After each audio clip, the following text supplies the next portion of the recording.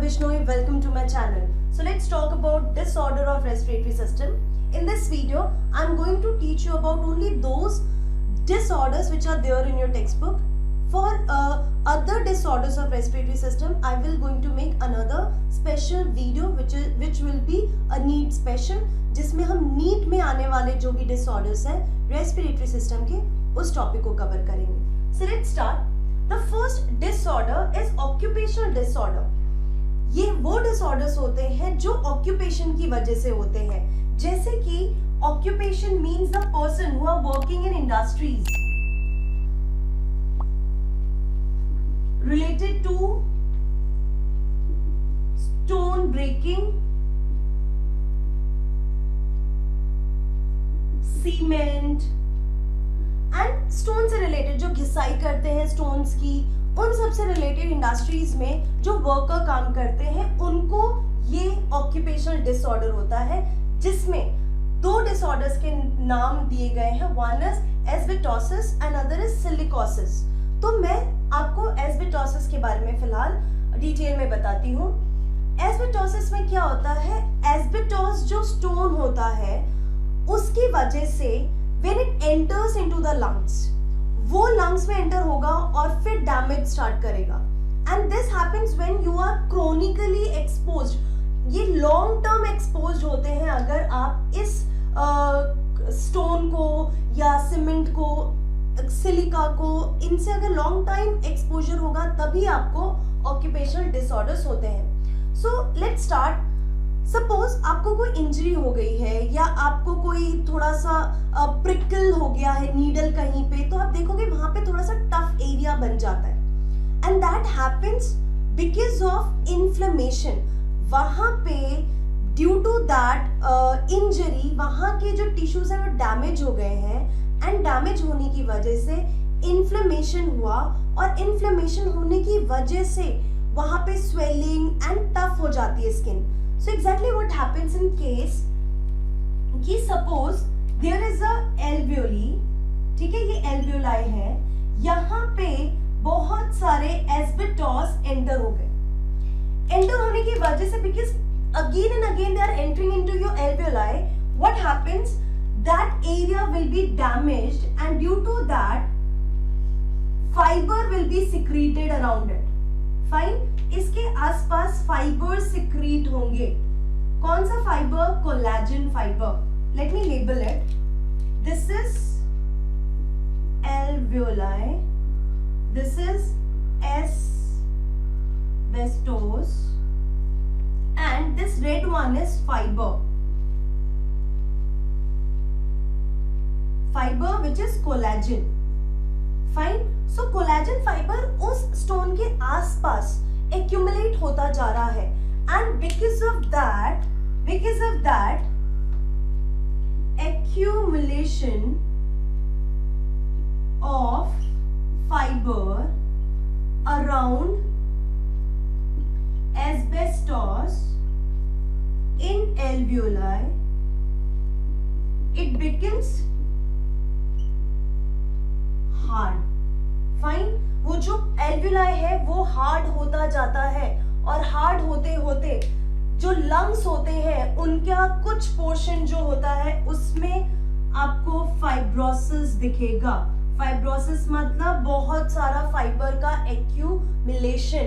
And you know very well, जब वो area harden हो गया है, there will be very less space for gaseous exchange. So what is happening? Decrease in respiratory surface.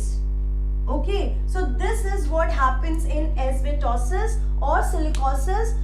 Long prolonged exposure जब होता है in stone से, तो उसकी वजह से alveoli के कुछ एरिया डैमेज हो जाएंगे, एंड डैमेज होने की वजह से, इन्फ्लेमेशन की वजह से उनके ऊपर फाइबर्स आ जाते हैं, collagen fibre, and that area become hard, and slowly जो लंग है उसका कुछ पोर्शन में फाइब्रोसिस हो जाएगा, लंग हार्ड हो जाएगा, and there will be decrease in the respiratory surface, and obviously that will cause low transfer और export of oxygen in the body. तो बॉडी की जो ऑक्सीजन की रिक्वायरमेंट होती है वो फुलफिल नहीं होती है, that can also be फेटल।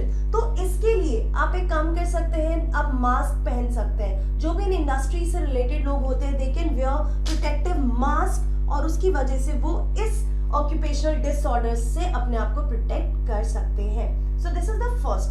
The next one is, so the next disease which we are going to discuss is bronchial asthma, जिसको हम normally asthma भी कहते हैं, and it is very common nowadays.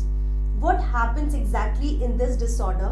Your body become hypersensitive. Hypersensitive का मतलब होता है कि सपोज यहाँ पे दो लोग हैं, कोई भी खाली घर है, आप उसमें कोई दो लोग एंटर होते हैं, तो एंटर होते ही कोई एक होगा जिसको running nose, running eyes, sneezing, reddening of eyes, itching in eyes, ये सारे सिम्टम्स आपको दिखेंगे किसी एक पर्सन में, और दूसरा पर्सन एकदम नॉर्मल है।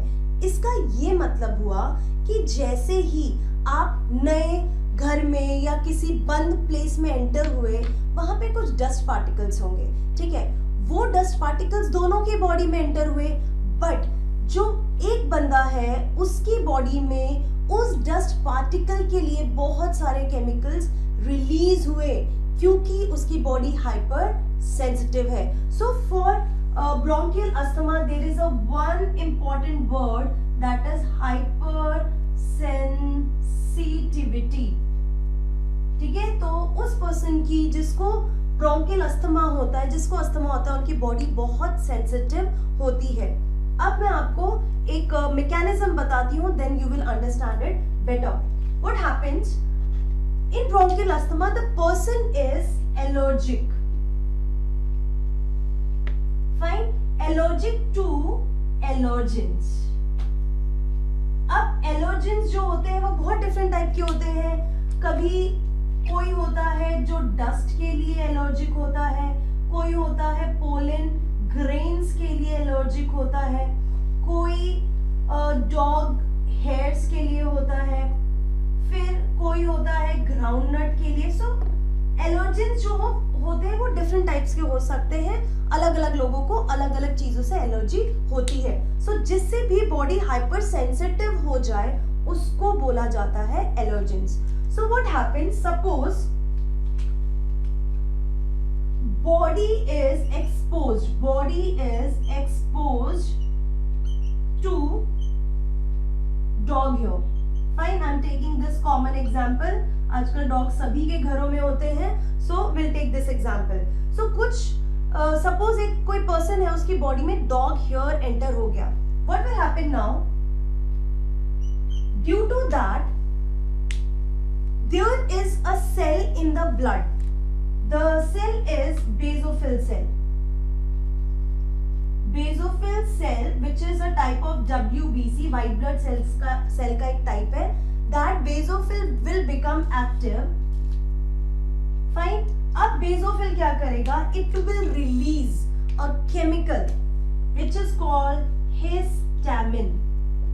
ठीक है, ये एक केमिकल है जो बेसोफिल सेल रिलीज करेगा।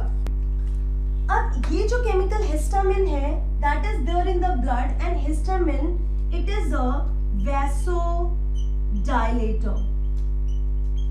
Vasodilator means, vaso means vessel, blood vessels को वो डायलेट करेगा, means increases the diameter of blood vessel. ठीक है, ब्लड वेसल का डायमीटर इंक्रीज कर दिया, तो कैसा होगा ये? This is the blood vessel, fine. Initially blood vessel इतना था, अब जो ब्लड वेसल है वो डायलेट हो गया, उसका diameter, you can see here this diameter has increased. Initially it was like this, and histamine की वजह से ये जो है डायमीटर इंक्रीज हो गया। अब स्ट्रेच होगा ना, अगर डायमीटर इंक्रीज हो रहा है, so the walls will get stretched, उसकी वजह से वॉल्स में इस तरीके से स्पेस जनरेट हो जाएगा, and this minute space is called fenestrae.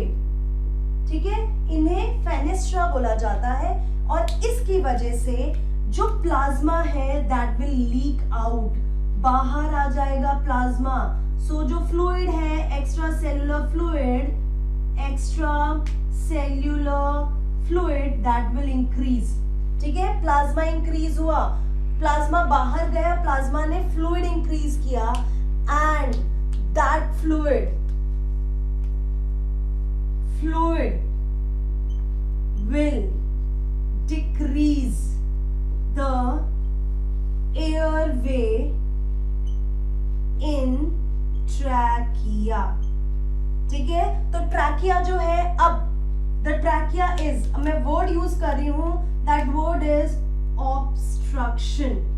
ठीक है, जो ट्रैकिया है अब ऑब्स्ट्रक्ट हो गया है, ट्रैकिया का जो डायमीटर है वो कम हो गया है, जो एयर एक्सचेंज की जगह थी ट्रैकिया के थ्रू वो कम हो गई है।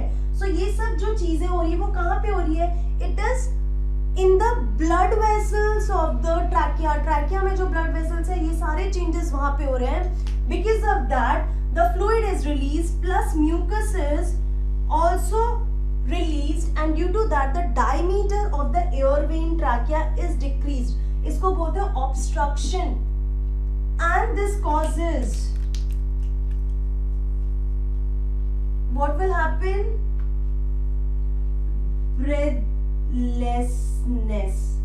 or shortening of breath, shortening of fine, आप सांस नहीं ले पाते हैं, उस शॉर्टनिंग हो जाती है, मस जो एरिया होता है, पैसेज होता है वो कम हो जाता है। So this is what happens in bronchial asthma. इसके लिए ब्रोंकियल अस्थमा के लिए एक जो भी हम ट्रीटमेंट, यहाँ पे मैं लिखती हूँ ट्रीटमेंट। अगर आपको ट्रीटमेंट करनी है तो इसके लिए जनरली डॉक्टर्स यूज करते हैं that is antihistamine drugs. Antihistamine drugs, अगर एंटीहिस्टामिन ड्रग्स दिया तो ये जो हिस्टामिन है उसका सिक्रीशन नहीं होगा, जो आगे का प्रोसीजर है वो स्टॉप हो जाएगा। So antihistamine drugs plus one more is bronchial dilator, जो हम पंप में यूज करते हैं ना, हम जो पंप लेते हैं उसमें ब्रोंकियल डायलेटर होता है। जो ट्रैकिया है ना, ट्रैकिया, ये जो ट्रैकिया है जो कि ऑब्स्ट्रक्ट हो गया है, डिक्रीज हो गया है उसका एयरवे, इसको डायलेट कर देगा, फर्दर इसका डायमीटर इंक्रीज कर देगा, जिससे इजीली हम ब्रीथ कर सकते हैं। सो जनरली ये दो ट्रीटमेंट यूज किया जाता है ब्रोंकियल अस्थमा के लिए। So for that you need to put mask. अगर आप कहीं पे भी ऐसी जगह पे जाते हैं जहाँ पे आपको पोलन ड्रेन और एलर्जेंस कि लगता है कि वहां पे प्रेजेंट होंगे, या if you are having a pet at home that time you should wear mask, तो आप इस पूरे प्रोसीजर को रोक सकते हैं। And still if you get that attack of asthma और कुछ भी अस्थमैटिक प्रॉब्लम शुरू होती है, शॉर्टनिंग होती है ब्रेथ की, तो आपको डॉक्टर ये दो ट्रीटमेंट के लिए बोलता है। Fine, now this is about the bronchial asthma. Let's move on to the next disorder is pneumonia, which you have heard about. Pneumonia is a short or acute infection and this is caused by Streptococcus pneumonia और Haemophilus influenza। इन दोनों microorganisms की वजह से होता है।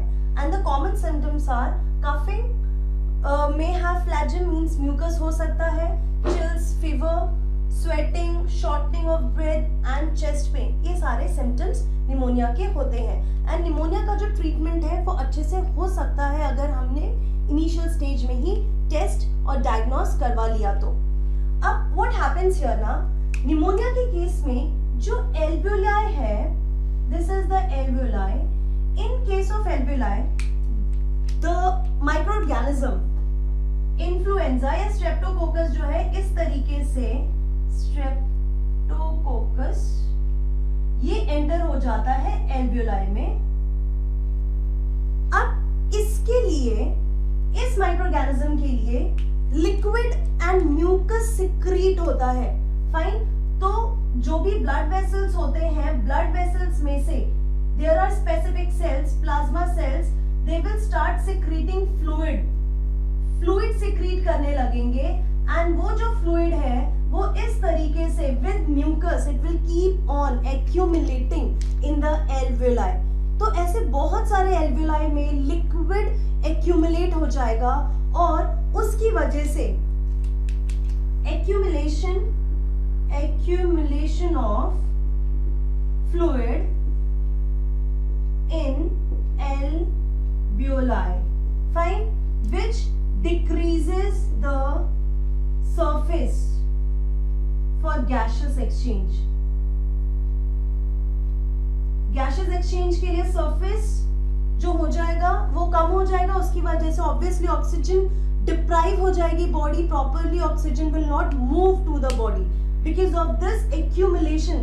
तो वो जो एल्वियोलाई है वो एल्वियोलाई डिसफंक्शनल हो जाएगा, it is not helping in gaseous exchange. और इस तरीके से बहुत सारे एल्वियोलाई अगर डैमेज हो गए that can even create problem to the person. तो जनरली क्या करते हैं डॉक्टर्स जो होते हैं दे विल प्रिस्क्राइब मेडिसिन जिसकी वजह से जो फ्लूइड होता है वो ड्राई अप हो जाएगा and the surface will be again free for gaseous exchange, अगर पहले ही स्टेज में इनिशियल स्टेज में ही डायग्नोज कर लिया तो।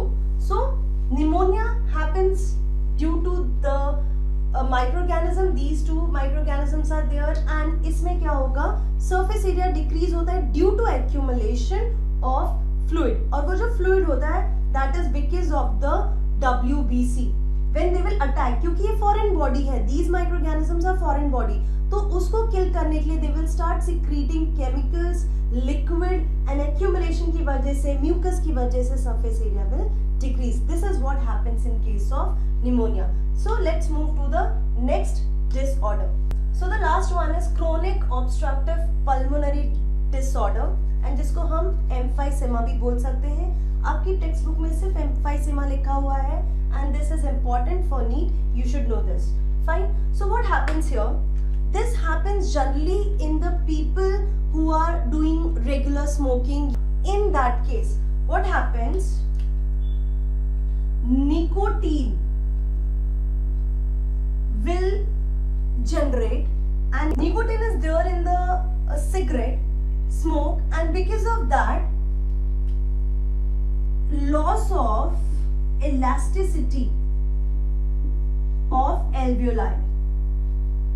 Fine. So nicotine की वजह से जो alveoli है उसकी elasticity जो है वो खत्म हो जाती है एंड अगर elasticity खत्म हो गई तो वो जो alveoli है उसमें हमेशा एयर रहेगी, तो वो जो कॉन्ट्रैक्शन रिलैक्सेशन वाली जो पावर होती है जिसके वजह से गैसियस चेंज होता रहता है, गैसेस एल्वियोलाई में चेंज होते रहते हैं, that will not happen and alveoli एक शेप मेंटेन रखेगा और उसमें हमेशा एयर रहता है जिसकी वजह से gaseous exchange will decrease, the body will suffer, right. So what happens nicotine की वजह से in this disease elasticity of the alveoli will be decreased and because of that the lung will increase in size because जो contract होता है small होता है alveoli तो ठीक है, but अब क्या है जो alveoli वो distended है, वो फैल चुका है और उसमें हमेशा air present होता है, fine। उसकी वजह से blot हो जाता है, we use the word blot, fine. Blotting होता है लंग्स का साइज जो है वो इंक्रीज हो जाता है and it happens generally in smokers. So this is a chronic disorder, it will damage the lungs forever. इसके लिए कुछ ड्रग्स हैं, इसके लिए भी ट्रीटमेंट होता है but the best thing is to prevent it. सो इसके लिए भी वैसोडायलेटर दिया जाता है, इसके लिए भी कुछ ड्रग्स दिए जाते हैं which can help not cure because इससे प्रॉब्लम्स जो होती है जो सिम्टम्स है वो डिक्रीज या कम हो सकते हैं, fine. So this is the emphysema. इसकी सिर्फ एक ही चीज आपको याद रखनी है कि इसकी जो एल्वियोलाई की इलास्टिसिटी है वो डिक्रीज हो जाती है, फाइन। एंड वो क्यों हुआ? Because of the nicotine. So this is all about today's video. See you in the next video with a new chapter. Till then, take care. Don't forget to follow me on Instagram. See you in the next. Till then, take care, keep learning, and goodbye.